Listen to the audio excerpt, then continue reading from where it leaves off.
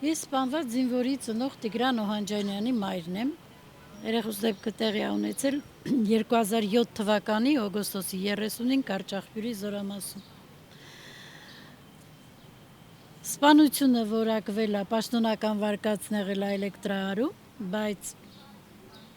արդեն 18 տարի է ես պայքարում եմ այս պետության դեմ։ Փաստորեն 18 թվականին մինչև այդ եղել է դժբախտ պատահար։ 18 թվականին հեղափոխությունից հետո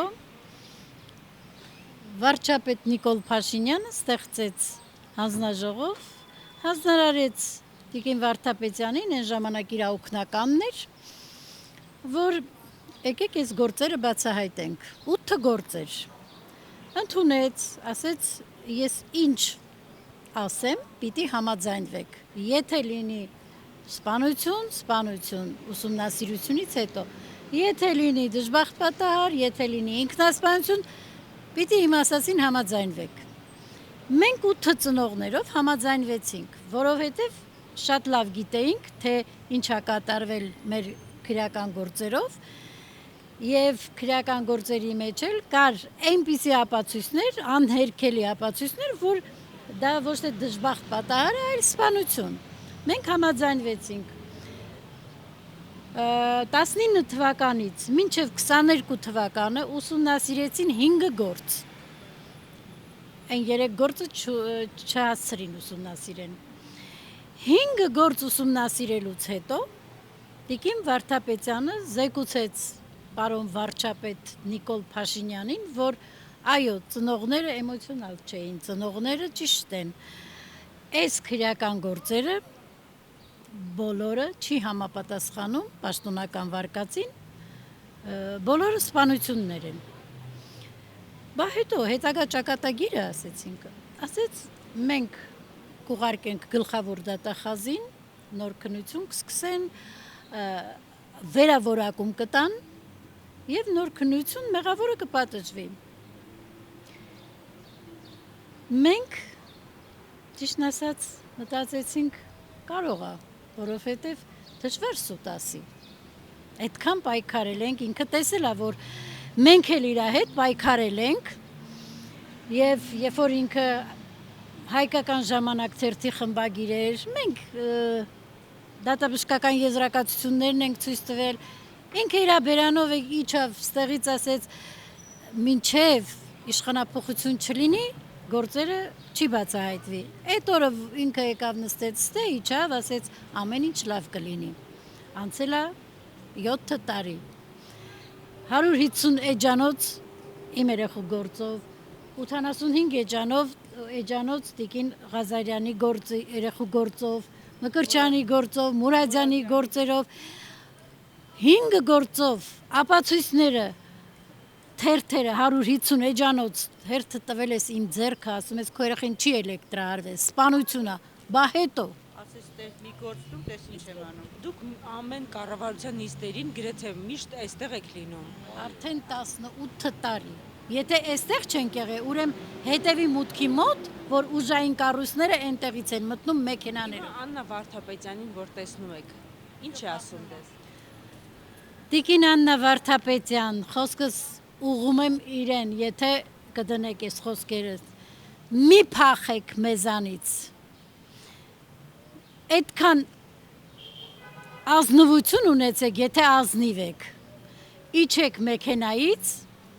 ասեք մայրեր չենք կարողանում ձեր երեխեքի քրեական գործերը բացահայտենք։ Այո, կատարվելա սպանություն, իրա խոսքերն եմ կրկնում։ Միանշանակ սպանություն։ Միանշանակ սպանությունը, 5 գործ դու կետ ուսումնասիրելուց հետո դու նման հայտարարություն արեցի։ Նույնիսկ այդքան պատասխանատվություն չունես երկրի գլխավոր դատախազ ես։ Այդքան ուժ չունես, որ կանգնես ասես այո, մայրեր չեմ կարողանում բացահայտել։ Ամբողջ օրը կասեն նախկիններն են մեղավոր, նախկիններն են մեղավոր, նախկիններն են սպանել մեր երեխեքին։ Պատասխանատվության ենթարկեք։ Այդքան ասում ես նախկինները թալանեցին, նախկինները սպանեցին, մեկին այս քրեական գործերով պատասխանատվության ենթարկեք։ Եթե նախկիններն են մեղավոր, դուք էլ արդար եք, ուզում եք քրեական գործեր բացահայտվի։ Տիկին Վարդապետյան,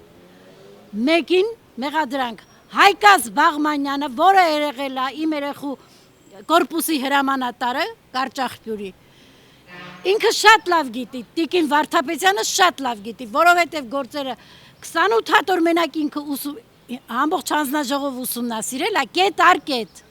եւ ասել է կատարվել է սպանություն։ Իսկ մյուս նախարարներից ոչ մեկ չի մոտենում ձեզ։ Մյուս նախարարները բոլորն էլ մոտենում են։ Մի քանի օր առաջ պարոն Աբազյանը, որ մենք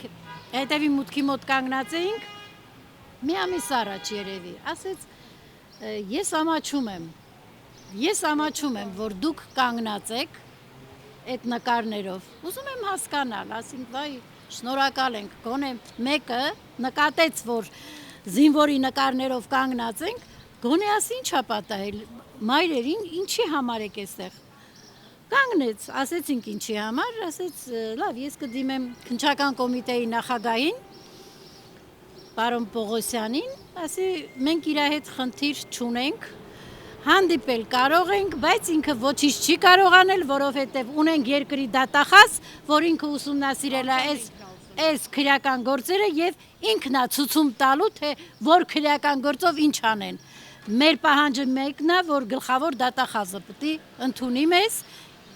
եթե չի էլ ընդունում, թող իր խոսքի տերը լինի, ոչ թե Սուտասան։ Հաշինյանը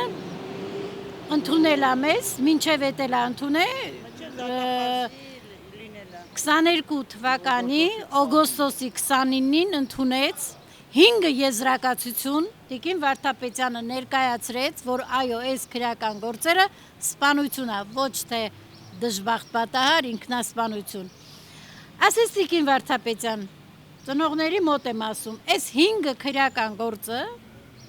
տալիս եմ ձեզ օժիտ, դուք արդեն սեպտեմբերի 15-ին ինքը արդեն գնալու էր այնտեղ։ Այո, իսկ մինչև դա ինքը ասում էր թող ուսումնասիրեն, բերեք մի գործ, որ տեսնեմ ինչա, տեսեք ինչ եմ անելու։ Անձամբ իմ հետ գործ կունենա։ 5 գործ քեզ ներկայացնում է քո երկրի գլխավոր դատախազը, ասում է սրանք սպանություններ են։ Բա մի գործով ոչ մեկին պատասխանատվության չենթարկեք, իմանալով, որ այս 5 երեխու սպանել են ու ոչ մեկը պատասխան չի տվել։ Ուր գնանք, ինչ անենք։ Ու ամեկը մի պետական գաղտնիք է տեսել, որովհետև մեր տղաների գլուխը կերել են։ Անձամ իմ տղային 2010 թվականի դեկտեմբերի 14-ի երեկոյան ժամը 10-ին խոսացել եմ, ասել եմ մամա, նստած ենք թուրքերի Զավթաստան մեջ,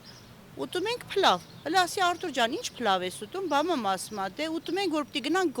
գործ անելու։ Ասի ինչ եք անելու Արտուր ջան, ասում է մեր հրամանատարը Ջանգիրյան Մարտինը 38401 Զորամասի հրամանատվ է, որ հետախույս տղաները բոլորը պիտի գնան նարկոտիկի գործի վրա, առու վաճառքի վրա։ Ասի վայ Արտուր ջան, ես ինչ ես խոսում, գլխիդ մի փորձանք կբերես։ Մամա ասում է, որ Ջանգիրյանը ասում է, ուրեմն վերջ։ 14, 15, 16, 17 իմ տղայի հետ չեմ կարողացել խոսամ։ 17-ի նոր ժամը 12-ին զանգել են Մուրացանի գոսպիտալում, որ ձեր տղային բերել ենք Մուրացանի գոսպիտալ, մահացած։ Այսինքն իմ տղան ծնողի հետ, իմ հետ խոսած, իմ տղայի գլուխը կերան, որովհետև ամեն մի զինվորը պետական մի գաղտնիք տենում է, գլուխները ուտում են։